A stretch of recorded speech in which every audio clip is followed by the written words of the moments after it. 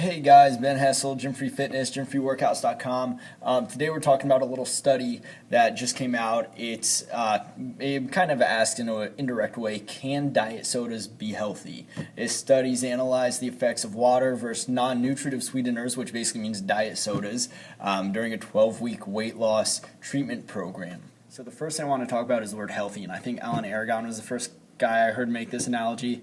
But if you got stranded on a desert island and you had one thing left to survive, and it was either celery or ice cream for weeks until someone found you and hopefully saved you, then naturally, like, people think celery is the healthy thing to eat. But in that context, you'd want ice cream because ice cream's got more nutrition, it's got more calories, it's got stuff that's going to keep you alive for longer till someone comes and saves you. And so healthy is kind of a relative term. I mean, of course, there are things that are healthy and unhealthy generally, but you have to keep it in context. So that's what we're doing with this little review. So again, the objective of this study was to compare weight loss, simply weight loss, between the non-nutritive sweetened beverages, the diet sodas, and water. So to be eligible for this study, the people had to report a consistent weight for the past 6 months. They had to be doing less than 300 minutes of activity per week, and they have to consume at least 3 diet sodas each week to qualify for the study. I think about 500 were screened, 300 something participants were let in, so that's a pretty good sample size. And 300 minutes of activity is 5 hours, which isn't much in the span of a 168-hour week, but that's a lot for most people. I honestly don't work out that long each week, and neither do most of my clients. But compared to the general population, that's probably that's a lot. That's a pretty good amount. So that's an interesting criteria, but the likelihood is that most participants who were in the study were doing a lot less to begin with, and maybe even less at the end. It was actually a 1-year study. It was 12 weeks of the weight loss treatment, 9 months of weight maintenance to see if people could keep it off and keep their progress up. There were men and women in the study. They were assigned to obviously either the diet soda group or the water group, and that was just completely random, but the demographics were pretty even between each of the two groups. People had to be willing to qualify for the study to give up the NNS beverages for a year before going into the study. So whether they ended up in that group or not, they had to be willing to give it up if they were put into that group. So that's a good criteria as well, because it's going to keep their adherence rates up and make their statistics even stronger. So the researchers' hypothesis was that there would be equivalent results between the water and the diet soda group. They'd lose an equal amount of weight was their prediction. Essentially, they're saying that it shouldn't make a difference because there aren't any calories in diet beverages. So the results maybe even surprised them a little bit. They kind of surprised me a little bit too. The goal was to have them lose 1 to 2 pounds a week, and they adjusted these diets till that 1 to 2 pounds a week was real, and it happened. They also had the people increase their moderate to intense activity by 10 minutes a week above their usual levels. And the goal was for them to hit 60 minutes 6 days a week at the end. That's 350 minutes. So again, whether people actually got to that point, I'm honestly not completely sure. But that's not as much the focus of this. Now, you don't have to work out that much. I don't. Most of my clients don't. So it really shows that what it really is telling me is that none of the participants were at that 300-minute threshold that they set as the criteria for the study. So the diet soda group had to drink at least 24 ounces or 2 cans worth of diet soda every single day. And some of you might be thinking that's a lot, and some people might be like, oh, well, I have 2 8,500-ounce big gulps every single day. That's nothing at all. So remember, it's just at least that much. I don't think they really tracked above that much. It was just if they had that much or more.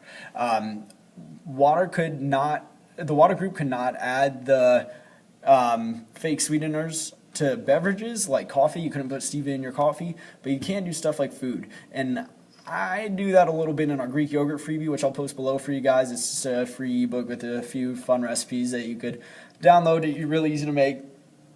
The second part of this, the one thing that's really cool is that 92% of people completed the study. So, and that was pretty similar between the groups.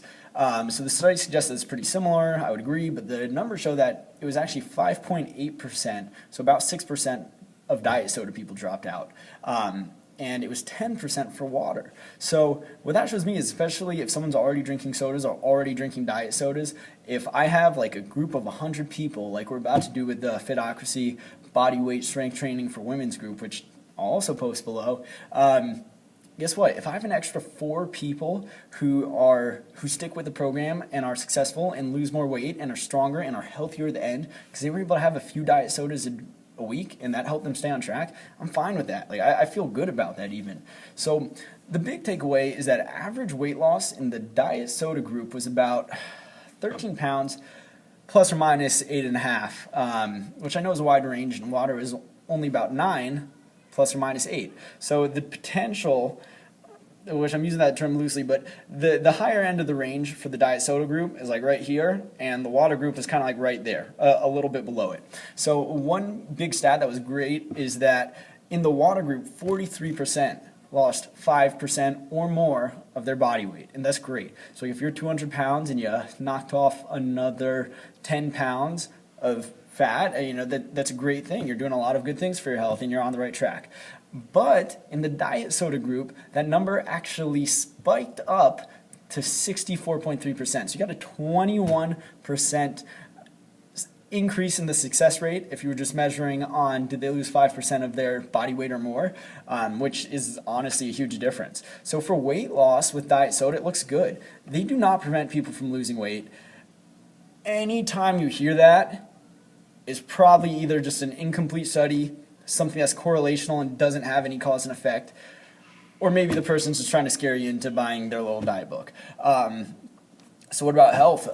Blood pressure, HDL cholesterol, which is generally thought of as the good cholesterol, waist circumference, and everything else they measured was similar between the groups after the study. So there wasn't some unnecessarily huge spike in blood pressure or anything like that from consuming even 2+ diet sodas every single day.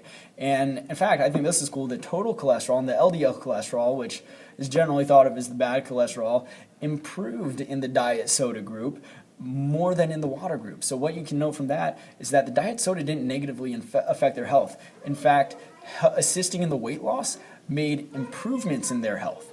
So, of course, Ben, what's going on? We know that diet soda is bad for you. We know it causes cancer. Like, are you working for Coke or Dr. Pepper or whoever's paying you to say this? Well, here's what we know. The diet soda and fatness thing is correlational. So there's no cause and effect between the two. Correlations are like a heads up, you should probably look into this a little more. Guess what? We are looking into this a little more, and this is what we found. Now, I know the water group made a behavior change. The diet soda group didn't, aka they gave up the diet soda, which could lead to slightly better adherence. And again, they said it wasn't that much difference before, but I'm just not throwing too much weight into that because they were pre-qualified by saying that they were okay with giving up diet soda for up to a year. So yeah, not looking into that too much. My thoughts are this: diet sodas, they don't have any nutritional value to them. They don't do anything to benefit your diet, but they are better than regular sodas. And if you help a person adhere to their diet and lose more weight, and the weight loss causes them to be healthier, then in some ways you could kind of argue that diet sodas have a health benefit. Not that they're healthy, but like a supplement, they can benefit you.